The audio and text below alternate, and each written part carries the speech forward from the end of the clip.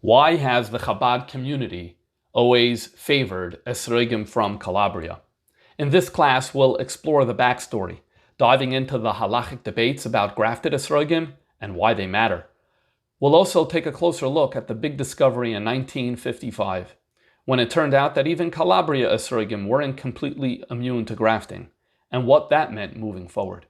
We'll unpack the history and the questions that still linger today.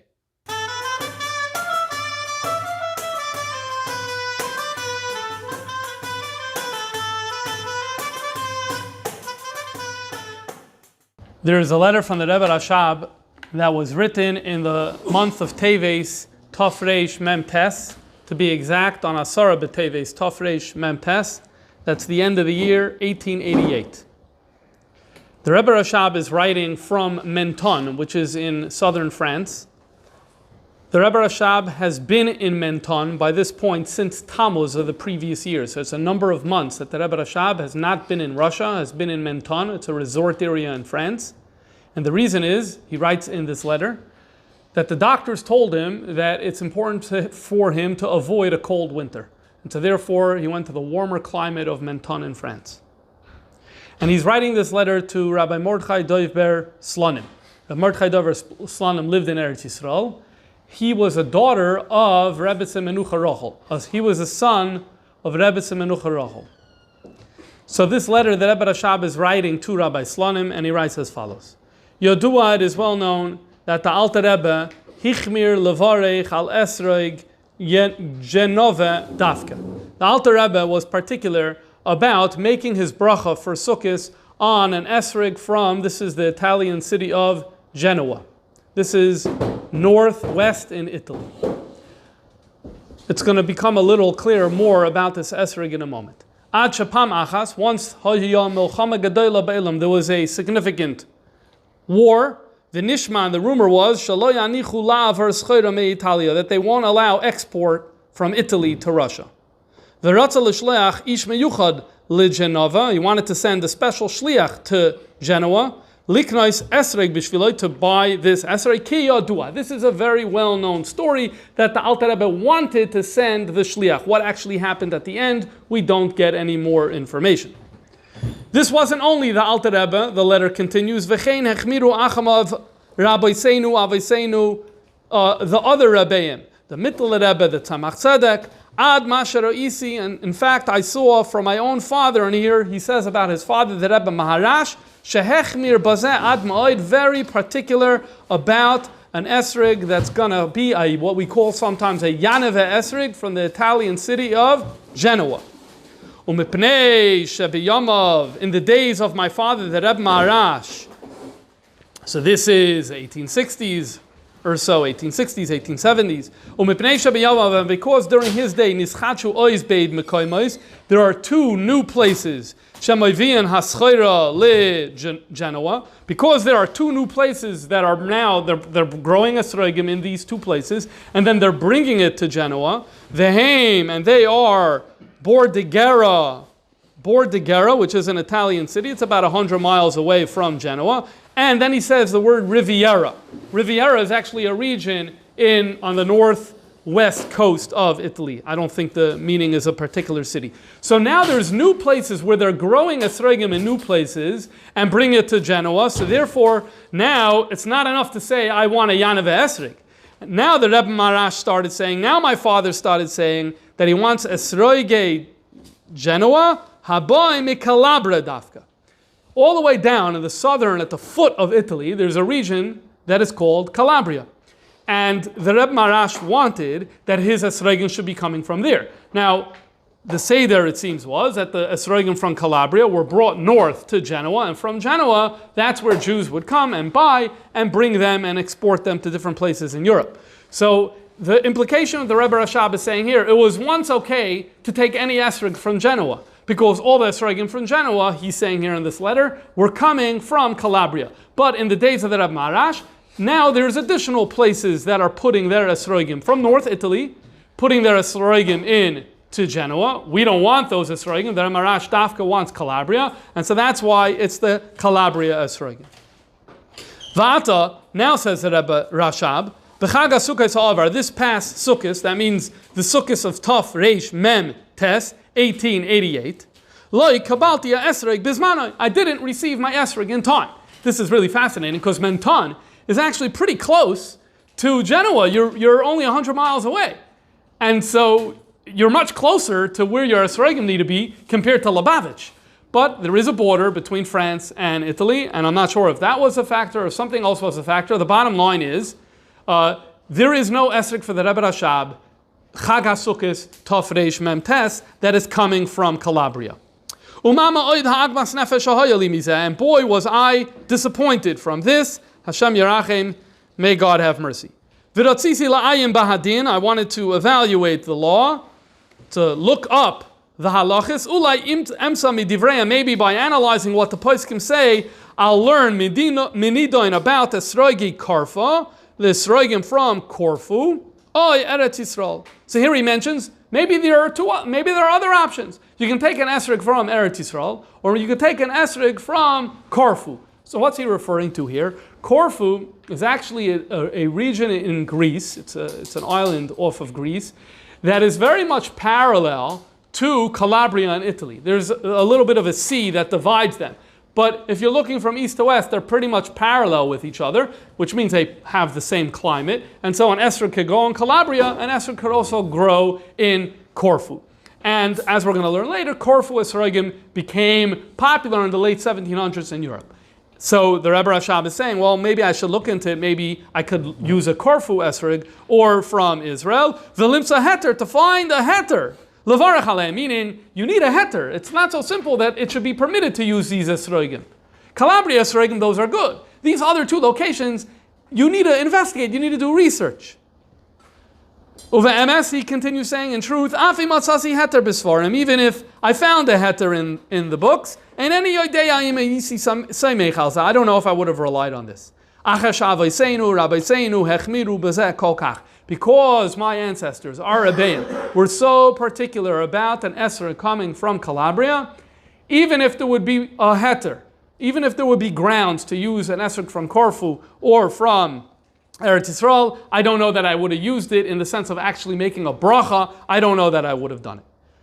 But anyway, the reality is he wasn't able to do this research. Why? I didn't have any svarim. He's in Menton. So he doesn't have a lot of svarim with him. He has a few. He didn't have the ability to do a deep research project. And then when you continue reading this letter, it's actually not entirely clear what the end of the story was. He doesn't say clearly what he actually did. It leads in the direction that he didn't end up using the Corfu and Eretz Yisrael esrog. That's what it sounds like. But I can say with absolute certainty, this is what happened. So this is one letter from the Rebbe Rashab establishing or arguing for the primacy of the Calabria esrogim and downgrading pretty much all the other alternatives. Let's read another letter from the Rebbe Rashab that's along the same lines. The background to this letter is there was a mashpia, a teacher of Hasidus in Moscow, whose name was Reb Aaron. And we know this background from the stories of Chassidim. It's not clear from the letter, but the way Chassidim told the story. This Reb Aaron came once to Lubavitch. The Rebbe Rashab observed that he was wearing a machine talis. Now, what does it mean, a machine talis? He actually begins a letter that Rebbe Rashab writes, Ra'isi al kvaydai talis manshin. I saw you were wearing a machine talis. So there's something that is an important subject, and that is the tzitzis strings that we have. They need to be prepared lishma, and there's a whole question whether a machine could be lishma. And so till today, there's an element of hand work that goes into the crafting of tzitzis. There is an element of machine. It's not like it's literally hand, but there's a hand manual pushing parts of a non-electronic machine that are making pretty much the tzitzis strings the way we have them, and then the person who's maneuvering the string says L'shem mitzvah tzitzis, and I think commercially purchased tzitzis, that's in terms of the string. However, this is not what we're talking about over here. The Rebbe Rashab says he saw someone was wearing a machine talis, highly unlikely that he noticed the strings, and anyway, he doesn't say tzitzis, he says the talis. There was another issue in Europe at the time, and it appears, as far as I can tell, that we're no longer particular about this in the same way. They were particular that the actual beged of the talis, whether a talis katan or a talis gadol, should also be handmade, not made by a machine. Why? The beged doesn't need to be lishma. There was a different issue over here. The issue was, there was a worry that maybe if you have a machine doing it, how do you know that you don't end up having shotness, that a little bit of linen gets mixed into your wool? One problem. Or maybe it's not linen, maybe it's a different material. But don't we then need to worry about, well, your tzitzis are wool strings, and according to some opinions, wool strings could only work as tzitzis for a wool beged, but you have a small percentage of cotton or something else that mixed in, so maybe it's not so pashut, and even though that's not the halacha, but we decided to be machmir, and so the norm amongst many of the Hasidim for sure, I can't say beyond Hasidim in Russia, was to be particular about the beged as well, that it should not be made by a machine. And here the Rebbe Rashab is saying, I saw you were wearing a machine talis. Now if you go to the store today and you look at the hashkachas and the writing about the talis katan and the talis gadol, you'll see it will say about the strings that it's avodas yad. It's not going to say anything about the beged. And that's because, as far as I can tell, the beged actually is made by a machine. How do we deal with these chashashas? So I think part of the process of kosher tzitzis is where there's some element of hashkacha, of observation and supervision to ensure that there's no mixture, that it's 100% pure wool, and then we don't have those problems, and that's how we deal with it today. But again, the norm in the times of the Rebbe Marash, Rebbe Rashab, was to be machmer on this. So the Rebbe Rashab is writing to this Rebbe Aaron, I saw you wearing a machine talis. And he goes on to say, I heard from my father, one time it was Chag HaSukkos, and a lot of people went into him after davening to bench him at Gut Yom Tiv. And during their conversation, the Rebbe Marash said that he would take the Korfu Esrog, which we referenced before, and he'd wrap them in the machine talis and he would throw it into the fire. There's an equation that's being made here between these two things, because there's actually a lot of similarities between them, the Korfu Esrog and the machine talis. Number one, novelty. In other words, 100 years, if you went back to the early 1700s, there was no machine talis, there was no Korfu Esrog. This is new. Both of them are new. Number two, both of them are nicer. Korfu Esrogim had a reputation of being more beautiful, more pleasing to the eye, and obviously a machine-made talis is going to look better than a handmade beged. Number three is the price. If a machine is involved in creating your talis, it's going to be cheaper. The Korfu Esrogim were also cheaper than the ones that were brought from other places, including from Calabria. So there is a lot of parallel between these two things, which may explain why the Rebbe Marash ties them together and says that he would toss them into the fire. Says the Rebbe Rashab, so therefore you should take off. Meharoi v'nochen la'afshito, you shouldn't wear this. And then he went further and said, in the name of the Alter Rebbe, Kimiduma b'shem Rabbeinu. He thinks in the name of the Alter Rebbe. The Rebbe Marash said that the Barditchever, it is well known that the Rebbe Levi Yitzchak Barditchever, contemporary of the Alter Rebbe, he made a bracha dafka on a Korfu Esrog. So how are we supposed to understand that? We love the Barditchever, and here he's doing something that we're saying is a terrible idea. So the Alter Rebbe is said that b'shviloi nafal garim esrog. For him, a special seed fell for his esrog that was planted in Korfu, and that a good seed, a kosher seed, resulting in a good esrog, v'tzamach iloin ve'esrog, and that's where the tree came from, that's where the esrog, v'husha b'aleola, and that's what landed in his hand, and if it happened multiple years, so year after year after year, you had that same reality. In one of the places where Rabbi Chitrik writes this story, he says that the lashon was that the wind, that God directed that the wind would carry a seed all the way from Calabria to land in Korfu, again across the sea, going from west to east. In the Rishimis, the Rebbe quotes this teaching as well, and he actually, in the name of the Fidik Rebbe, and he has it in the following way, that Atzmos Ein Soif had to be involved in this project, and it could not be given to a malach, because a malach would have done a trick, because malachim enjoy doing tricks on Jews. It said that in Yiddish. Okay? So this is the teaching. And then he went further and he brought a raya. What's the proof? Very interesting Mesoida here. The Maggid was afraid of thunder. Okay? The Maggid, everyone has their things they're afraid of. The Maggid was afraid of thunder. What does that mean for a great tzaddik like the Maggid? I don't know. But he was afraid of thunder. What happened? Lo shama ra'am e'olam. He never heard thunder.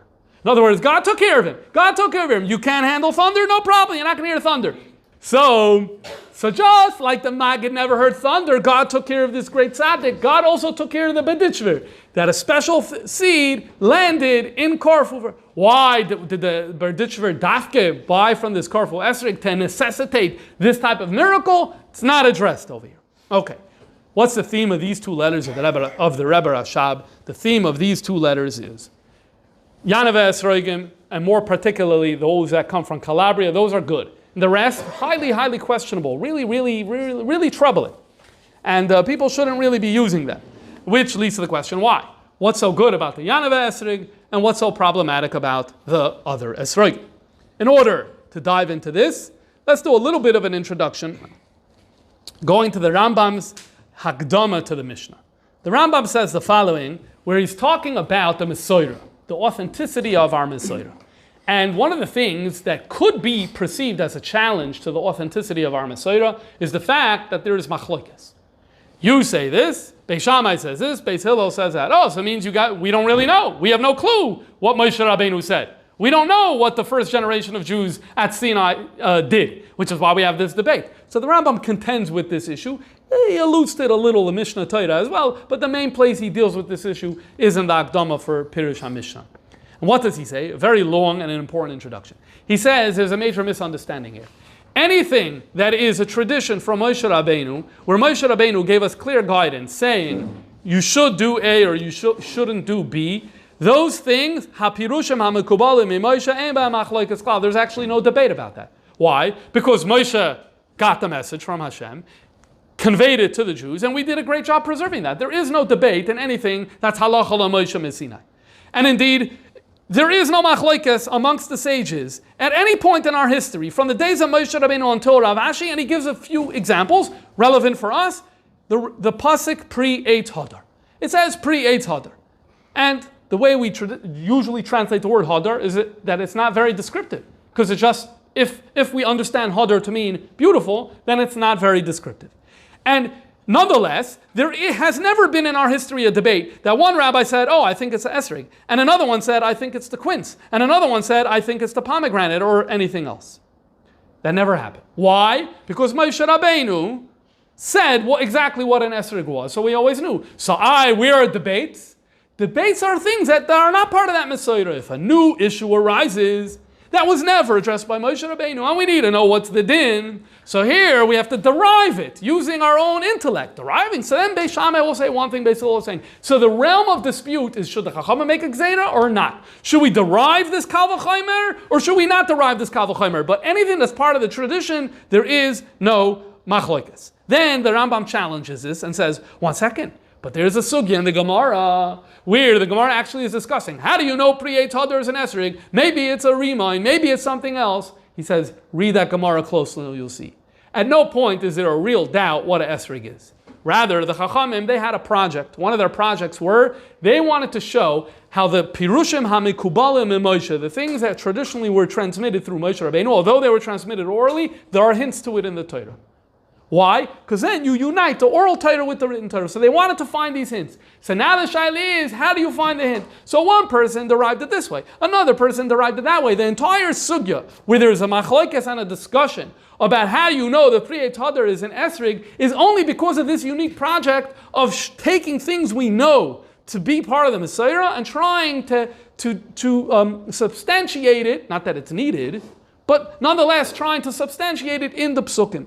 That's the whole discussion in the Gemara, and his lashon is, Ra'inu b'li safek, we've seen without a doubt, mi Yehoshua ad achshav, from Yehoshua till today, shal esrog hu anita l'nemalul b'chol shana. What we know exactly what the esrog is. Ve'em achloikes b'kach. There is no debate. It's the citron, what we call a citron in English. V'rak chakru al hoira sheyesh b'mikra lepirush hamakubal hazeh. They were only investigating where do we see in the psukim this type of thing. Now it's very interesting that he starts the clock by Yehoshua. Even though earlier he's using language of Pirushim of Moshe, which that he uses generally for all of the Torah. But when it narrows down to an esrog, he speaks about Yehoshua. I didn't find a lot of discussion about this. It's especially unique given there's a tradition in Chabad from the Alter Rebbe that when Moshe Rabbeinu taught pre-Eitz Hadar, he actually sent shluchim to Italy to bring esrogim from there. And here we have the Rambam making the starting point from Yehoshua. One possible interpretation is, and I don't want to go too far into this, is it could be the mitzvah of the Daled Minim for the Rambam is only a mitzvah once you come into Eretz Yisrael. Once you come into Eretz Yisrael, it's about the agriculture, right? Think about it. It's a little bit about the agriculture, so that kind of makes sense. So therefore he would say from Yehoshua, and he wouldn't say from Moshe Rabbeinu simply because maybe, in his view, it wasn't practiced yet in the Midbar. More investigation is needed into that.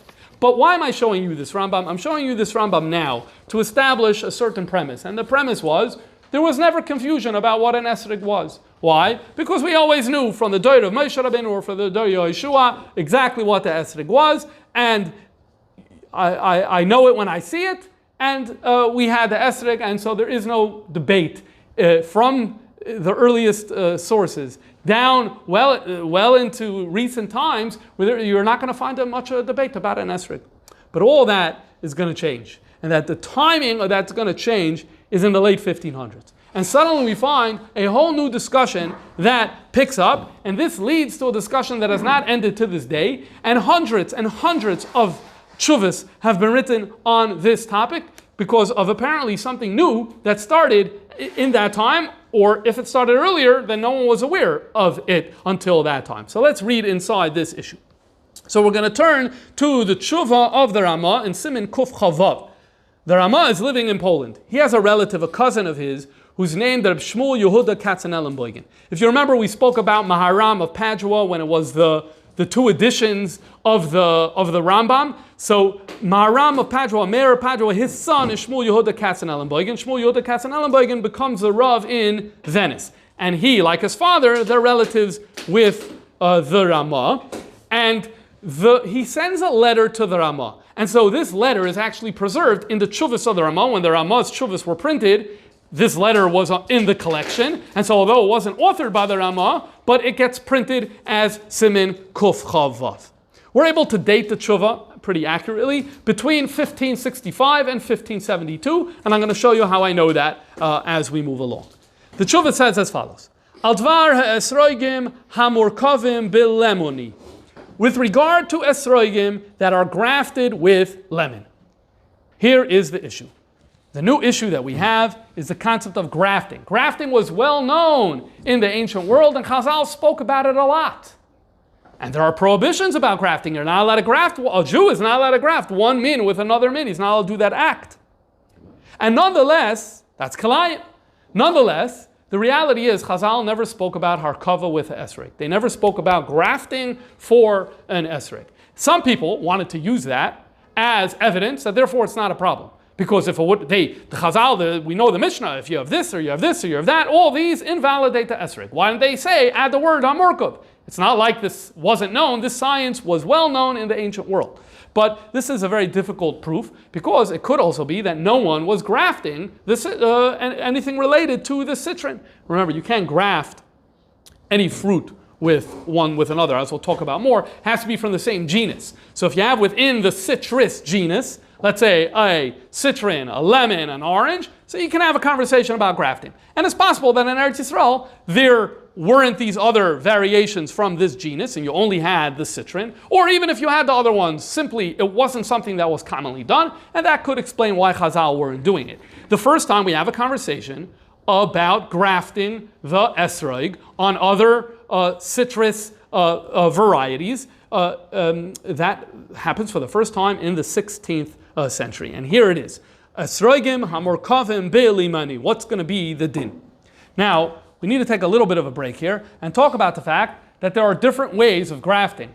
And I'm obviously not going to talk about all of them today. We'll just touch on a few, and this isn't going to actually matter very much for the continuation. So let's talk about 3 or 4 different models of grafting. So imagine we have here a beautiful esrog tree. Okay? So we have a nice esrog tree. And now I decided that I want to graft a lemon branch onto this esrog tree. So I have 4, let's say, shoots of esrog that's flowering and giving fruit, and it's great. And I make a cut into my esrog tree, and I cut from a lemon. I take from a lemon a tree. I cut off what's going to be called a scion, and I stick it in obviously you have to do it the right way, into my esrog tree, and now I come back however much longer later, and I have some branches are still giving out their esrogim, as they were before, and now this one is giving out his lemons that's being produced now. And so that's a lemon graft onto a esrog tree with esrogim that are there. Okay, that's one. You could obviously do it the other way around. Everything that I just said, where the tree is a lemon tree with lemons galore all over, and I took a scion from a esrog branch and I stuck it into the lemon, and now I come back and I have my lemons were there as before, and now I also have one branch that's producing esrogim. In both of these cases, the tree has both fruits simultaneously. The reason why that's important is because then the pollen from one fruit can get easily transferred to the pollen of the other fruit, either by wind or by bees. And when the pollen gets transferred from one to the other, that could have a significant impact on the fruit. Then you can have a similar concept, but without existing fruit on the tree. What does that mean? Let's say we go to our lemon tree, we strip it of all of its branches, and we leave just the roots, what's called the root stock.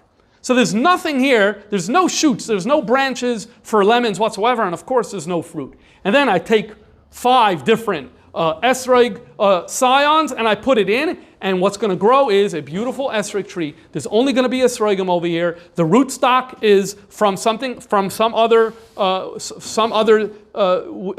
variety within the genus of citrus, but I only have esrogim here.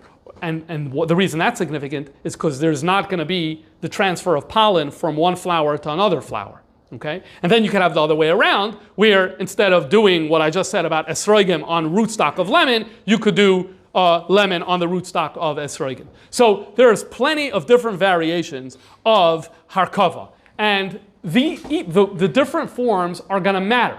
The reality is, he does not at any point in his tshuva really specify for us what was the version of the harkava.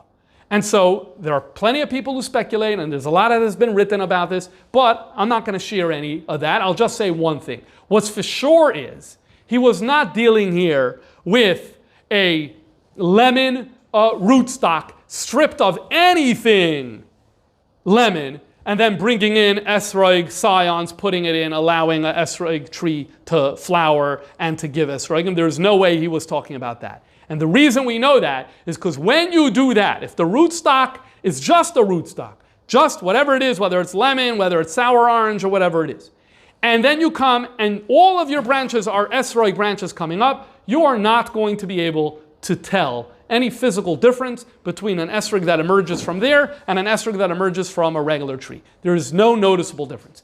As we're going to see in his tshuva, he is adamant that there are very noticeable differences between the grafted esrogim and regular esrogim. So that's how we know it's definitely not that. Which of the other versions it is, more can be said about it. I'm not saying more can't be said. More can be said, but for our purposes, we're going to suffice with this. So what's the din?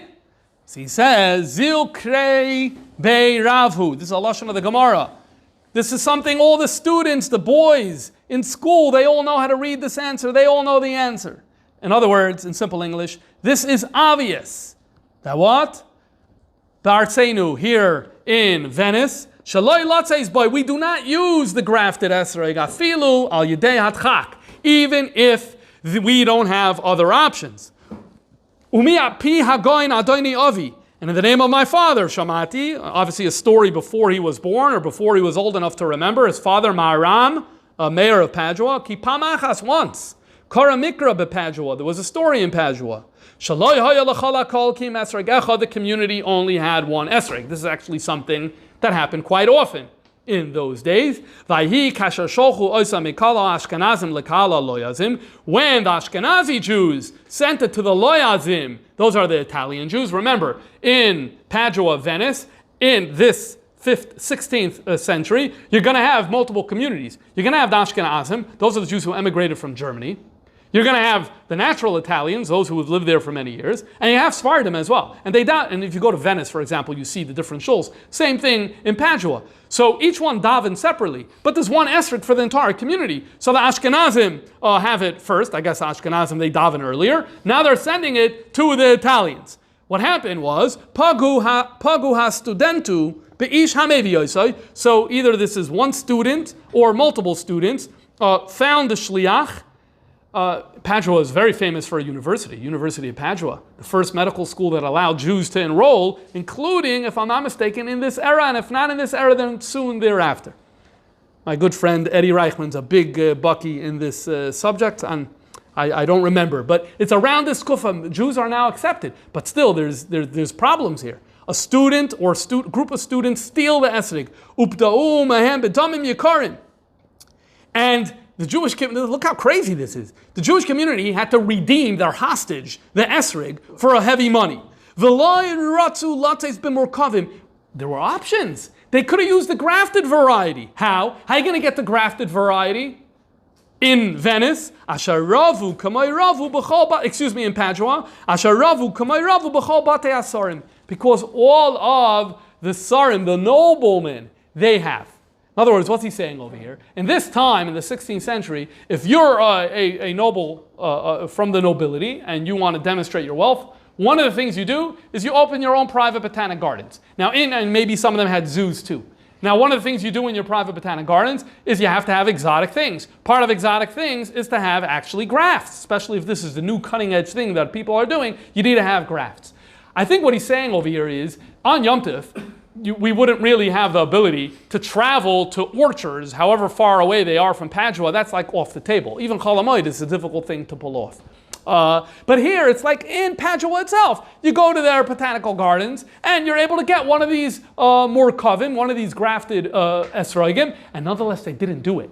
And what does that show us? That shows us we stay away from these grafted esrogim. Notice, at no point does he explain. He doesn't give any sources. He doesn't justify it. He just says this is so obvious to every child in our community. He continues and says as follows.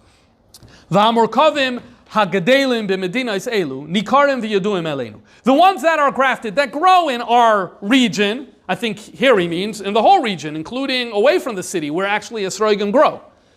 These are well known. We know how to tell the difference between the graft and the non-graft, which is how I know what I said before, that he wasn't talking about a rootstock that is completely now scioned up with esrogim. We know it. Then he continues and says, but from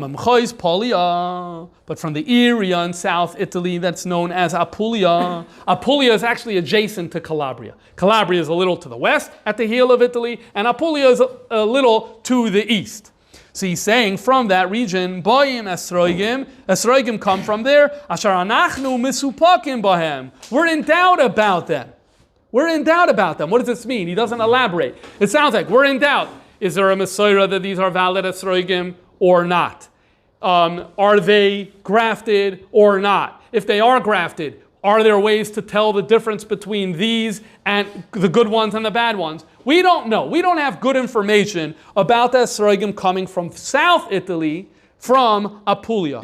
But then he goes on to say, V'shana zu, but this year, sometime between 1565 and 1572, how do I know that? I didn't say before. Because his father had already passed away. He said Zal. His father passed away in the year 1565. It says clearly on his gravestone. Ramah passed away in 1572. It says clearly on his gravestone. So we know that the story happened within those 7 years. So the esrogim come, and we're in doubt. V'shana zu, in this year, most of our esrogim were from there. Oh my God, the poskim are sweat over these lines. Because he starts off saying, we're in doubt about it, but then he says, this year, our esrogim, which sounds like it means the esrogim we used and that we benched on, come from here. I think the simplest interpretation, and again, much has been written on this, I'm giving you what I think is a straightforward shot. For him, you don't aser esrogim out of doubt. If you know it's a murkov, if you know it's a problem, that's a problem. But without that, if you're in doubt, okay, so you're in doubt. That's just because you don't have positive knowledge of that everything is kosher v'yasher, it doesn't mean it's a problem. When you have established negative knowledge, then it's a problem. And so therefore he's saying, this is what we used. He continues and writes as follows. Vani koisev, and I'm writing to you the Rama, Gimel Simanim, 3 indicators. Asher tuchal lahakir bahem hamurkavim agdelim ba'artzeinu. If you want to know which ones that grow by us in northeast Italy, Venice, the area of Venice, if you want to know by us what is a morkav, I'll tell you 3 simanim. And he goes on, and here he says another line that has leaves many people scratching their heads. Ki mepulya, from Apulia, la yuchlu lavei aleichem. From South Italy to get to you on time for Yom Tov in Poland in the 1560s, too hard. First, it has to make its way all the way up the coast of Italy, and then to you, it's too distant. It's not happening. Okay, fine. So we understand it's not happening. Kirav micham derech. It's very distant. And so therefore what? And why are you saying this? He's saying, I need to tell you the 3 signs of the morkav by us. Because from there, it's not coming to you. And if from there it was coming to you, you still need to say the 3 signs. I don't know. I don't know exactly what he's saying over here. So many people have been trying to write. I'm going to leave it as an open question. I'm comfortable with that. Then let's go to his 3 simanim. Hasimana aleph, he goes. Hamorkavim hem chalakim. The morkav is smooth. Ula esrogim, and the esrog, blitois ktanois bechol gufam. You have small bumps in their whole body. V'goyvalahem, and there is a little bit of height to these bumps. So let's look at a lemon. A lemon is very, very smooth. Let's look at an esrog, and we notice these bumps. Now, the bumps aren't on the upper third. I don't think you really see any bumps. But the majority of the body is very bumpy, definitely relative to the lemon.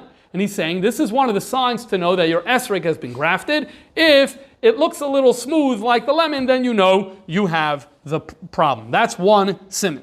Habez, the second siman, ki amorkavim ha'oiketz boilet. When it comes to a grafted esrog, the stem is jutting outward. Va'oiketz ha'esrog, but the stem of the esrog, the stem is the part that connects it to the flower, is shokeya, is sunken in. So, when you look at a lemon, this is the stem of a lemon, and you see it protrudes beautifully outward and downward. When you look at the oiketz of an esrog, you see how it curls up over here, and it's indented inward. He's saying over here that if your esrog has the wrong type of oiketz, then it means that it is a grafted esrog. Hagimel, number 3. Kitoicha morkav. If you open up the esrog and you look inside the grafted esrog, dahainu hamitz, if you're looking at the pulp, it's rachav, it's wide, there's a lot of pulp there. V'hamoyel shalai, and the juice within these sacks, rav, there's a lot. V'aklipa hatichayna, and the inner shell. What he means by the inner shell is not the outside yellow. What he means is, if you peel away the outside yellow, what do you get on the inside? There's that white, spongy inner layer. So he's calling the middle shell. That's ksara. In a lemon or in a morkav, how much white do you have over there? Very little. However, uve esrog ulehepech, and the esrog gets to the contrary. Ke'aklipa rechava, that white spongy thing is very thick. Cut your esrog open, you'll see. Very thick, the white spongy material. V'hatoich, that inside, where there's the pulp and the juice, is katzar, it's very narrow. Vukamat yavesh, and it's almost dry, not having a lot of juice. The simanim elu muvhakim etzleinu, and these he's using a lashon from the Gemara about simanim when it comes to when you find something and when you can keep it or give it back. There's something called siman muvhak. Siman muvhak means the best type of siman, the highest standard siman. He says these are great simanim, and this is how we know if something is a grafted esrog or if it is a pure esrog. And as I said before, and I'll say it one more time, obviously from here we know he wasn't using the rootstock lemon situation where all of the scions are esrogim, because as I said before, in that case, it's exactly like a regular esrog with no difference. So we know that that type of grafting was not what he was referring to. This is one of the first shuvas. There's also tshuva from the Ramah, so it's the same time, it's the same pretty much. This is the first wave of rabbinic responsa on the problem of the grafted esrog. We move forward a few years, and we have a tshuva. This one comes from a Sephardic source from the Alshich, Moshe Alshich, Rabbi Moshe Alshich. He was living in Tzfas in Eretz Yisrael, and he begins Siman Kuf Yud of his tshuva, writing as follows. Hashta hacha shnas heishin memvav, here in Tzvas in the year 1586, Bira lekenu Tzvas, nishalnu, the question was raised, im yoitzim b'chag be'esrig murkim v'lav. Can a person be yoitza with a grafted esrig? V'im hurk, so now he says as follows. Im hurkav yichur shal limain be'eilan esrogim. If you took a scion from a lemon tree, and you grafted it onto a rootstock of esrog, loy kami bayalu. That's not a question. Obviously, you can't use that. Why? Because anyone who knows anything about grafting knows eina yichora umoitzi elo lemons. Who says this? Kedivrei aganonim. You speak to the botanist or the, what's the other word, agronomist or something like that. You speak to the professionals. If you take a scion from a lemon tree and you put it into the esrog tree, what's coming out is lemons. And so when life gives you lemon, no. So therefore, you can't, obviously that's not an esrog, you can't use that. And then he says that in addition to the experts, Rashi also writes this clearly in Masechah Saita. Rashi writes that that's how grafting works. So that's not a shaila. What's the shaila? He writes, the shaila is the other way around. Ki kami boya, where is there a question? Ipcha, if you did it the other way around. Shahor kav yichur shel esrog belemon. If you took a scion of an esrog tree and you put it into a lemon rootstock, shamoitzi yicharahu dugmas esrog, and here mamish comes out like an esrog.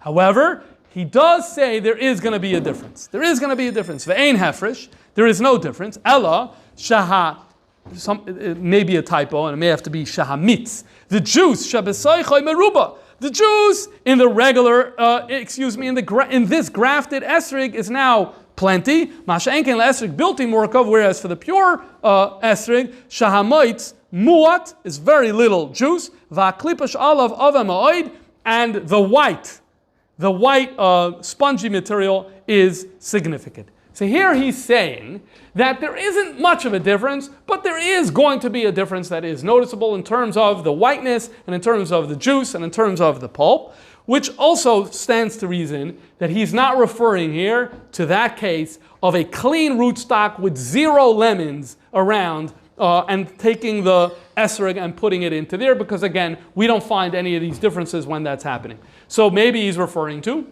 you took an esrog, you're putting it into a lemon woodstock, a rootstock, but there's also some lemons coming out. And because there's lemons, you have the transfer of pollen that we spoke about before, or maybe it's not, by the way, he never specifies what the rootstock is. Maybe instead of a lemon, it's a different variety within the genus of citron. So these are different ways of understanding why you would have the differences between this tshuva and the tshuva of Reb Shmuel Yehuda Katzenellenbogen. Okay. Anyway, the bottom line is, here he says it's a shaila. Why? Because now the scion where the fruit's coming out from is an esrog. So you can make an argument that this should be kosher. So he says, we saw people who wanted to make a heter, and they relied on another Rav. These people are unnamed, who lived here in Eretz Yisrael, who said you could use it. But the reality is, all of the other Chachamim said that all the Rabbanim and Tzvas that came in the previous generation, they said that we cannot use it. Marchikim ha'isr ad ma'oid. They said, no, even this cannot be used. And because I'm worried that people are going to start using it, so therefore I have to come out and I have to write a tshuva explaining why this is not allowed. Why is it not allowed?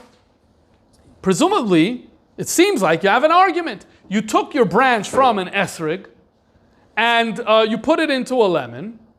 So what's coming out, we learned, is esrogim more or less, depending on some environmental factors, but more or less is going to be an esrog. So why should this be off the table? So he brings multiple arguments. One of the arguments he brings is the Gemara in Saita Daf Mem Gimel Lamed Beis. The Gemara over there is discussing the din of arla. The first 3 years of fruits the fruits that come from a tree, you're not allowed to eat those fruit. That's the din of arla. What happens if you have a tree that's 100 years old? So there's no arla here. Now you take a scion from a 1-year-old fruit tree, and that tree is chayiv in arla. It's 1-year-old apple tree. And you graft it onto the exact same type, let's just say for argument's sake, the exact same type of apple tree, but it's 100 years old.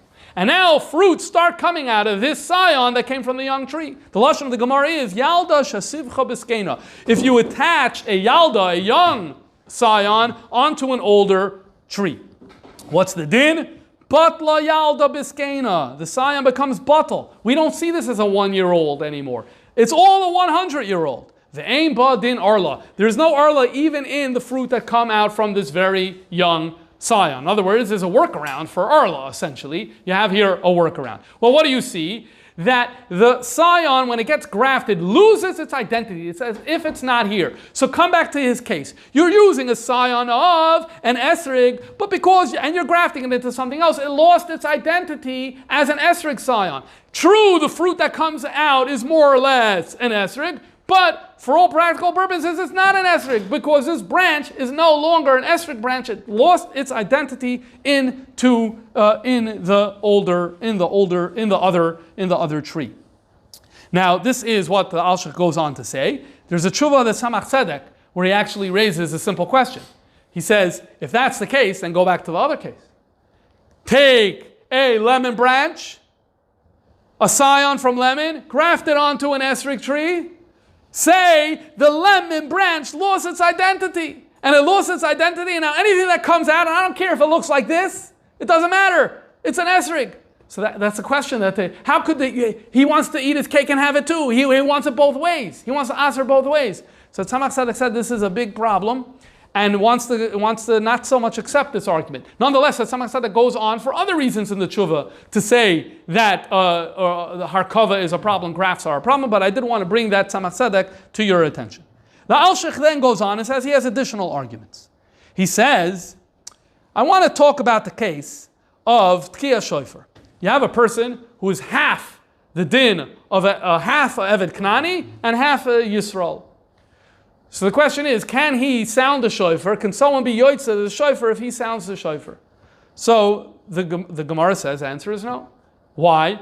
Because the part of him that's an Eved Knani can't be moitzi you, who's a full Yisrael. There's even a discussion in the Gemara whether he could be moitzi himself. But let's put that aside. Everyone agrees he can't be moitzi a yid. Why? The tzad Eved Knani shaboy can't be moitzi the yid's shofar. Says the Alshich, let's think about the grafted esrog. Imagine we have a grafted esrog. Says, so in the esrog, remember, it's a scion of esrog. So it's mostly esrog, but it was put into some other citrus variety. And so now it has some other elements in it. And remember, he spoke about the fact that there's even a physical manifestation. He acknowledged there's a physical manifestation there. So there's elements of lemon in it, we'll call them. There's elements of lemon in it. So now you're holding that. So the part within it that's an esrog, good. That's moitzi, your chiyuv for daled minim. But the part that's a lemon in it is yelling out and saying, I don't have the ability to be moitzi you. And so therefore, just like the shofar case shouldn't work, so too this case shouldn't work. You shouldn't be yotzeh, you shouldn't be able to do the mitzvah with this form of a graft. He then goes on to introduce one more argument, and he says the din of chaser. And that is, if you have an esrog that's missing part of it, so then it's not kosher. What do you mean? It could be, in totality, it's bigger than many other esrogim. It doesn't matter. If this esrog is missing some of its content, it's possible. So he says, anytime you're holding one of these grafts, it's an esrog that's missing part of its content, because part of its content is the lemon, which we say is like, it's not here. So he thinks that it should be considered like an esrog ha-chaser. Okay. This is the primary arguments that Reb Moshe Alshich gave. Again, it's the same era. He's writing in the 1580s. We see this became an issue in the rabbinic world at that time. There were Rabbanim, however, who responded and said, maybe it's not the end of the world. Obviously not lechatchila. I don't think anyone would have said lechatchila, but many said that if it's b'di'evet, if it's b'shas hatchak, if we have no other options, maybe it should be okay that for us to use a grafted, at least this good form or the better form of a grafted, where it's a scion from an esrog going into some other tree. And we're not going to get into all of their arguments. We'll mention one of them, and it will come out to us from a story that Rabbi Yaakov Reisher, who was a great posek in the late 1600s and the early 1700s in Central Europe, writes in Shvus Yaakov in one of his tshuvas. V'shamaiti, and I heard Shapoi Prague, that here in Prague, in the days of my wife's grandfather, His wife's grandfather, his name was Reb Aaron Shimon Shapiro, who was the Rav in Prague in, I guess, the early 1600s. And one year, there was a case where they brought esrogim hamurkavim. They brought grafted esrogim b'simanim elu. It sounds like he's saying that esrogim that failed the three-pronged test that we got from Rabbi Katz and Ellenbogen, these show up in Prague. V'hoira and my wife's grandfather, Reb Aaron Shimon Shapiro, said, Shaloi levarech aleim, they cannot be used. However, the rabbi doesn't always have the last word. It's supposed to be that way, but it didn't pan out that way in this case. Eze takifi va'almei aretz. You had some strong men. They wanted to go against the rabbi. V'tzirfu aleim b'chalak lakois, and they tricked and using their smooth talking, they tricked Hagoin, who? The Baal Sifsei Koyen, the Shach, Reb Shabsi Koyen. Reb Shabsi Koyen, the famous commentator on the Shulchan Aruch, most of his life he lived in Vilna. But when there was a war in Vilna in the 1650s, he left Vilna and went to what's the area that's today known as the Czech Republic, which is next to Prague. And so it seems like this time of Sukkot, he happened to be in Prague during these years. He passed away in 1662, so you could be mitzamsim the years, sometime between 1655 and 1662 when this event happened.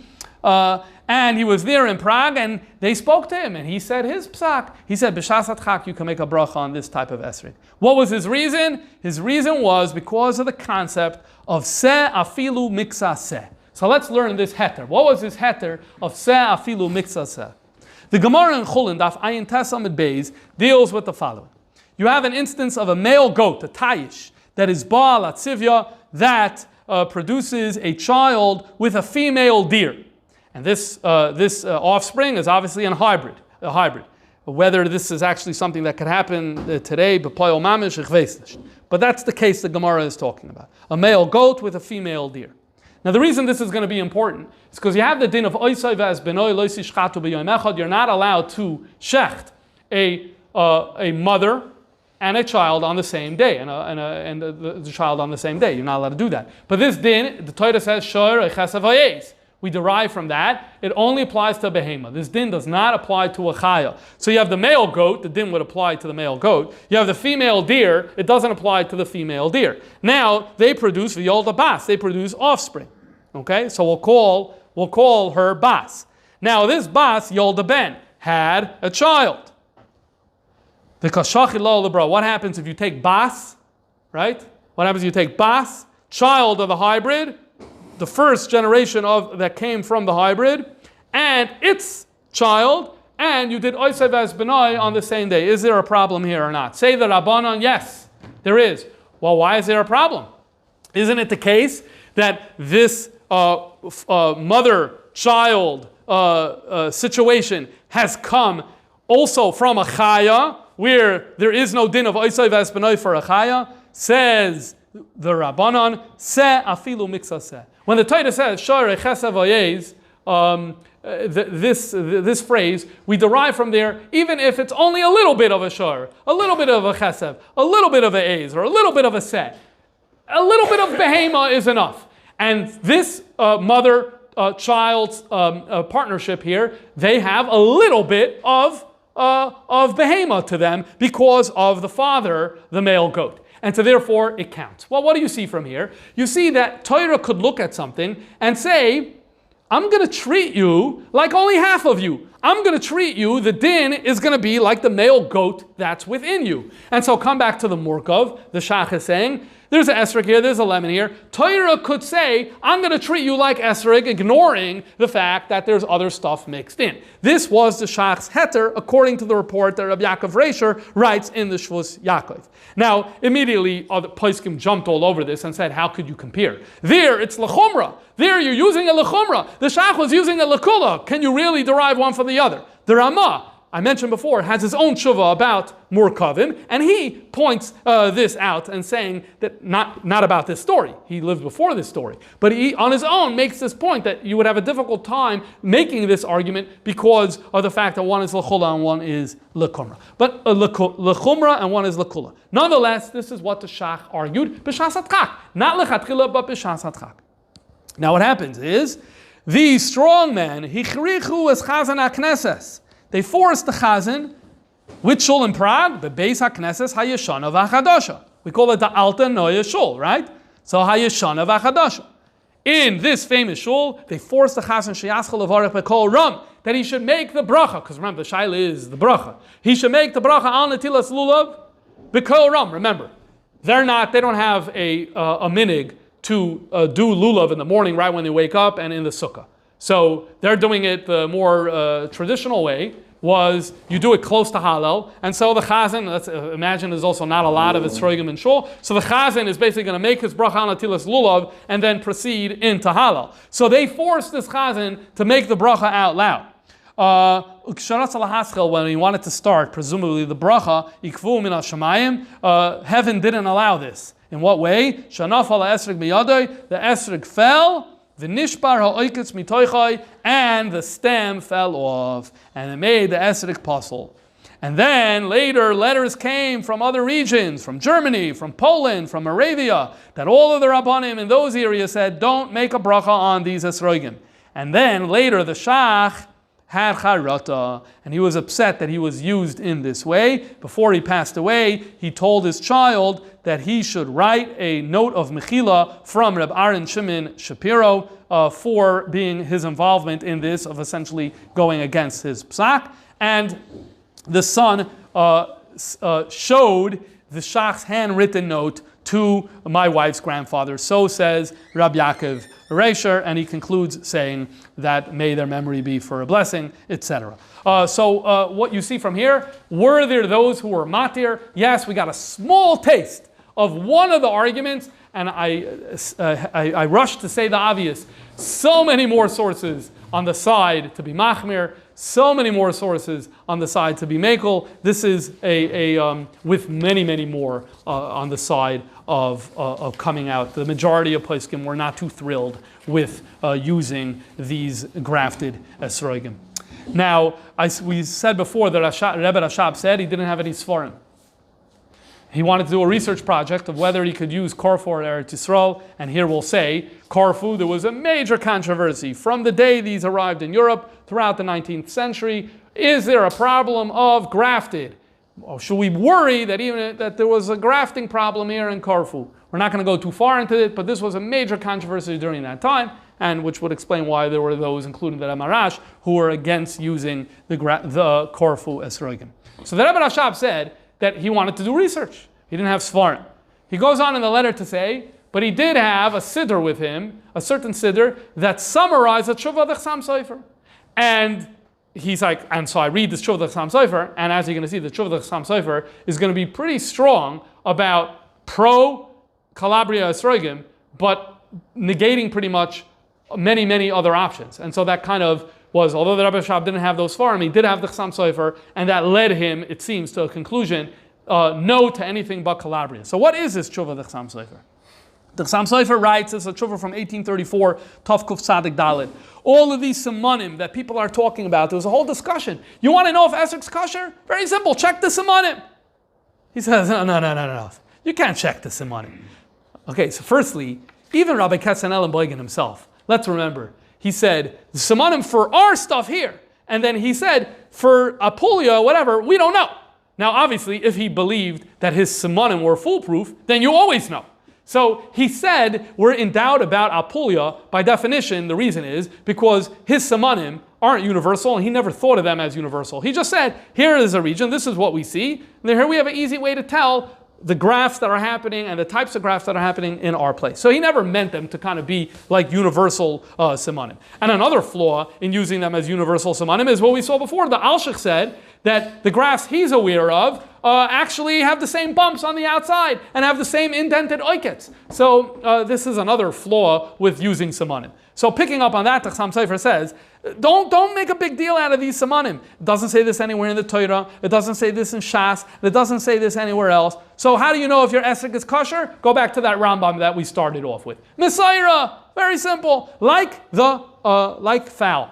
How do you know if fowl is kosher? Mesaira. We can't rely on the simanim as we spoke about. There are simanim, but we can't rely on them as we spoke about in a previous class. And he goes on to say, describes a mesaira that you have for the Calabria, or from, he doesn't say Calabria, he actually says the Genoa esrogim. He says we have a Kabbalah from our ancestors that Rabbi Seinu Chachmei Atzarfatim, that the Rishonim who lived in France, and another tshuva, he restates the same thing and he specifies Rabbeinu Tam's name, going back to the 12th century, that these are good esrogim, that you could be yoitze yedei chayvasam be esrogim haboim me Genoa, from Genoa.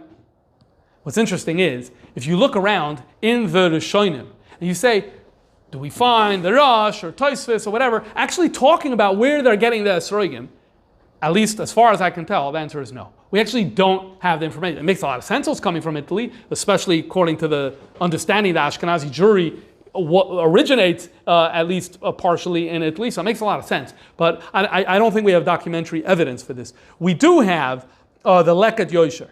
The Leket Yosher, writing in the 1400s, so it's a little earlier than anything that we've been speaking about today. He writes that his Rebbe, the Trumas Hadeshen, Rebbe Yisrael Isserlin, was makbid to take an esrog from Apulia.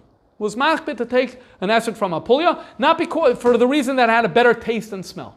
That's the reason he said he writes over there.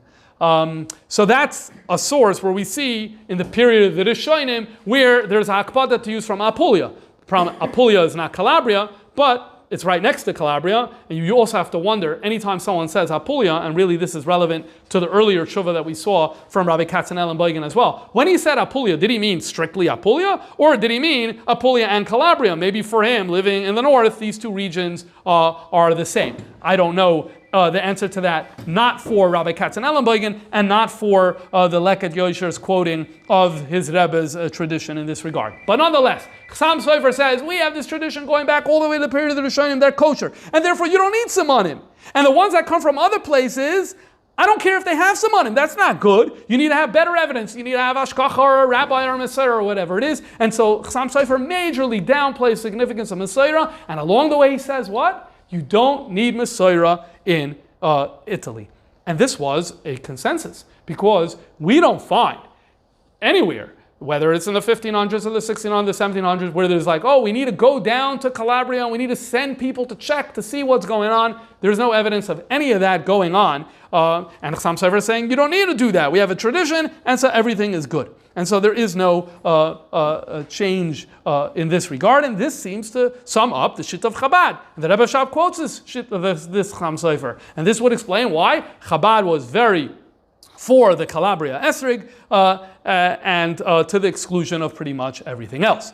But as we're going to see now, as we move to the last part of our story, there is another aspect. The Rebbe is the first that I am aware of who spoke about the second reason, or the second advantage to having a Calabria Esrog. And the Rebbe, one of the things that the Rebbe says shows us that we have to say there's a second thing, is going back to this tradition that Moshe Rabbeinu sent shluchim to Calabria. Why would he send shluchim to Calabria if it was only about grafts? I'm sure there was a place closer than Calabria that didn't have grafted esrogim. So it must be, according to this tradition, there's something deeper, something more comprehensive, irrespective of grafting. So let's read where the Rebbe writes this. One of the places, and this is going to begin another story, is in Cheshin Tavshin Tesvav, this is 1954, to Rabbi Mordechai Perlov. Rabbi Mordechai Perlov later was the rabbi in Melbourne. Passed away, I think, in 1978. But before that, after he escaped from Russia, he's in Italy, and he's a Rav, he's a Paisik. As a matter of fact, when he left, Rabbi Gershom Mendel Gorelik went because he had left. He went to take his place, take his position. Writes the Rebbe in Cheshin of Tavshin Tesvav to Rabbi Mordechai Perlov in Italy. These days, there is a man named Reb Nachman Elbaum, and he is the son-in-law of a famous Soicher merchant whose name is Dov Lodmir. So this Nachman Elbaum is traveling to he left here, and eventually he's going to make it to Italy. Doesn't specify exactly when. And he has an idea to come to Italy to take seedlings, and that is small plants, and scions of esrogim from Calabria, and he wants to plant them in Eretz Yisrael in Kfar Chabad. The Rebbe is very interested in building up Kfar Chabad, and one of the ways of doing that is with this. So the Rebbe is interested. He writes, Nachen Adavar, I think this is a good thing. Then the Rebbe goes on to say, even though when it comes to Calabria Esrogim, it's not only about grafts. If it were only about grafts, this is genius. You're going to the Calabria, the place that's graft-free, and you're going to bring it to Kfar Chabad, so you're great. Now you have graft-free esrogim, Calabria, in Kfar Chabad, right? But it's not only that. There's another reason why you want Calabria esrogim, as I said before. And what is that other reason? It's because when the Torah says that Esav got Mishmanei Haaretz from the best part of the land, the Medrash actually says that this is Italia Shel Yavan. This is Italy of Yavan. Italy of Yavan is a funny language. Italy is Italy. Yavan is Greece. A lot has been said about this. I'll give you one interpretation that I saw once. I don't remember where I saw it. The south of Italy, the heel, is equal, east to west, with Greece. North Italy is actually not. It has no connection to Greece. So if you wanted to say Duroim Italia, you could just say Italia Shel Yavan, the area of Italy that is equal with Greece. All right, it's an interpretation. What's good about that is that it doesn't have the whole Italian peninsula as Mishmanei Haaretz, but the south, which is what we need. We need Calabria to be Mishmanei Haaretz because there are many other places where esrogim were coming from, and we saw that Chabad didn't want from there. They dafka wanted those growing in Calabria. So the Mishmanei Haaretz is Calabria. And once you say that, so the Rebbe doesn't elaborate so much, but in other places, there's this concept, you need to bring the best. You need to bring your best carbon to Hashem. And so you're going to take it, Mishmanei Haaretz, from the best soil, and this is the best soil, so this is what we're going to do. So if you're going to take the Calabria Esrog and you're going to put it in Kfar Chabad, you don't have this advantage. The first one you have. You still have the non-graft, it's not so that you have, but you don't have this advantage. Nonetheless, even though you're not going to have the second advantage, but at least you have the first one. It's going to have the chazaka of not being grafted. Now here's the issue. So why am I writing to you, Rabbi Perlov? It's because Rabbi Elbaum is Negea B'Dover. He's going to show up to Eretz Yisrael, and he's going to come to Kfar Chabad, and he's going to say, here, I got a seedling, and I have seeds, and they're going to say, who are you? How do I trust you? Where do I know you got the seed from? So I want you to give the hashgacha. You're a Rav, Rabbi Perlov. You're a Rav. I want you to give him hashgacha, give him a written thing, and when he shows up to Kfar Chabad, he's going to say, it's authorized, the seeds, the seedling, the scions that he brought, these are all kosher, wonderful. This is what I'm asking you to do. Okay. Now you see over here the assumption, there is no grafting in Italy. That's the assumption that's been, or in Calabria, that's been the assumption throughout. All right. Rabbi Perlov writes a letter back to the Rebbe. I never saw that letter. I don't know if anyone saw that letter. But we're able to tell what he wrote from what the Rebbe writes back to him in Sivan of Tafshin Tezvav. This is in the summer of Tafshin Tezvav. And when we read this letter, you realize, essentially what Rabbi Perlov wrote to the Rebbe was, I have a problem. The problem is that I investigated a little, and in Calabria you have grafts. So how can I sign off if there is grafts in Calabria? Now the emes is we know that in 1953, there's an interesting letter to the Rebbe, where the Rebbe writes to Rabbi Perlov, you asked this question, I would have preferred if you didn't ask about esrogim, I would have preferred if you didn't bring this up in the first place. It seems that he asked already about this in 53. And then once he got that response from the Rebbe, it looks like his attitude, okay, the Rebbe doesn't want the question asked, so I'm not going to investigate, even though the Rebbe said investigate. But now the Rebbe is asking for his hashgacha. I can't give his hashgacha if you have this problem. So look what the Rebbe responds, Sivan Tafshin Tezvav. About the esrogim, without making a tumult, the right person has to go down to the orchards, and he has to speak Italian. He has to speak the local language. And he's to speak to the owner of the orchards to get the guy to say Mesiach Lifituma. In other words, it should be in a way where just a conversation where he doesn't have his guard up. How do they grow their esrogim? And it's also good to speak to neighbors who live in the area, people who aren't a Gea B'Davar, because as neighbors, usually the case is, you know what's going on in another orchard. And then you can figure out your issue, he goes on to say. And then he says, take 3 esrogim and check them according to the simanim that are brought in the achroinim. So now we know this is what happened. Especially because of that last line. Check it because of the simanim. In other words, Rabbi Perlov said, we have grafts. It sounds like down there's grafting problems. So the Rebbe is like, okay, well, why don't you go down there and work this thing out? Go figure it out. In Av, Tafshin Tezvav, there's a follow-up letter from the Rebbe to him about this, where the Rebbe writes over here, we're going to be relying on a few things over here. There's the simanim that we spoke about. There's the eidos meisiach lefi tumai. There's the neighbors that you're going to be speaking about. And let's not forget, the Rebbe writes in this letter, we have a chazaka here. There was no grafting. Now you figured out there was grafting, so the clock of problem, that starts ticking now.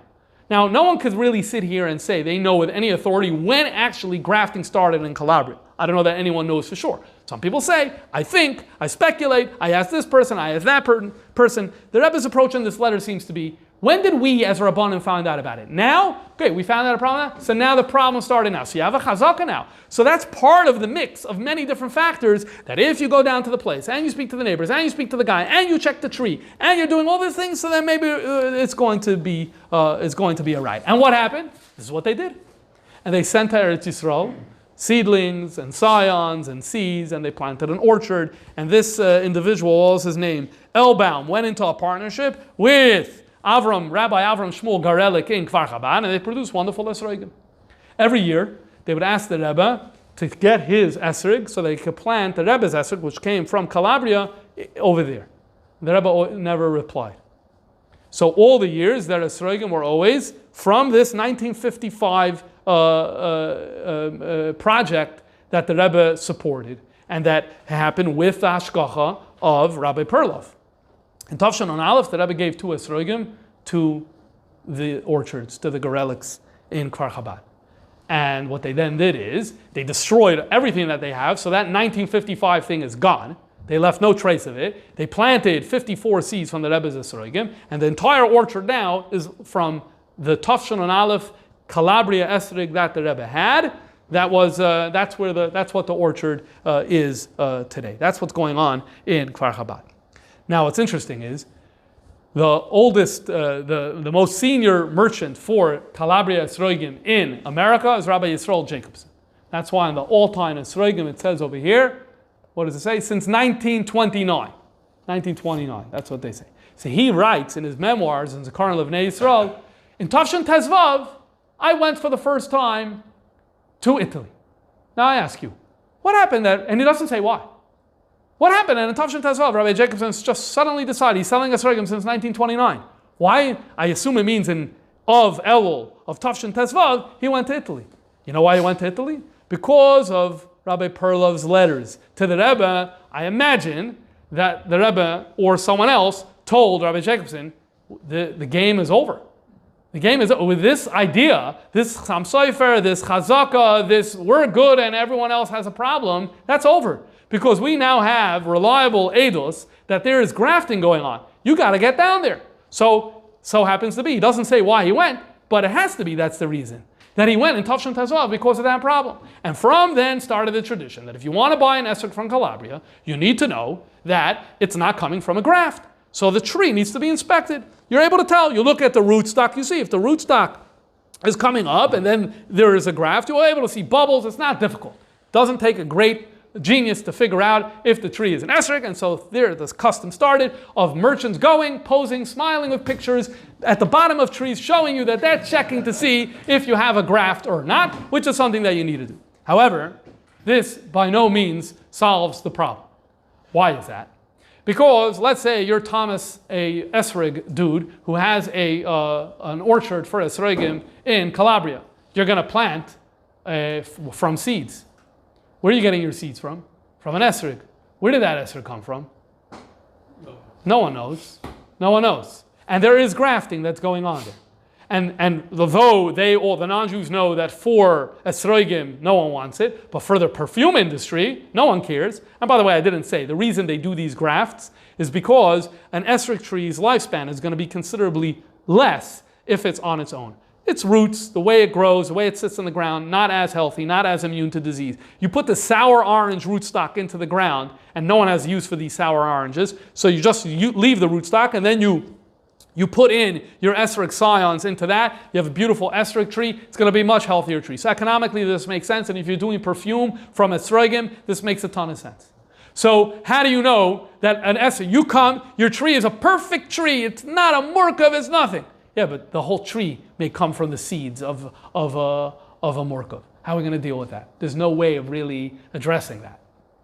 So this led to this book that Rabbi Matasov wrote recently on this subject.